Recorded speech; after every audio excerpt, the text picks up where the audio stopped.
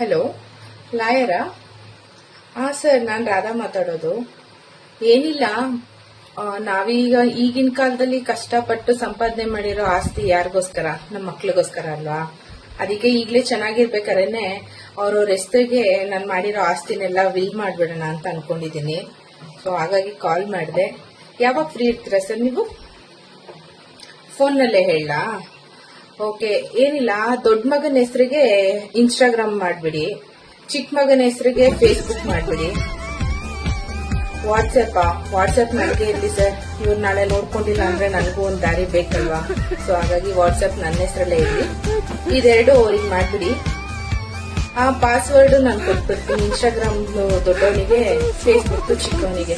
Will ಮಾಡಿಟ್ಟಿರಿ, ಈಗಲೇ ಕೊಡೋದ್ ಬೇಡ, ಎಲ್ಲಾನು ರೆಡಿ ಮಾಡಿಟ್ಟಿರಿ ಸರ್. ಓಕೆನಾ? ಏನೋ ನಮ್ ಕೈಲಾಗಿದ್ದನ್ನ ಮಾಡಿದೀವಿ, ಅವ್ರು ಉಳಿಸ್ಕೊಂಡು ಬೆಳೆಸ್ಕೊಂಡು ಹೋಗ್ಲಿ ಅಷ್ಟೇ.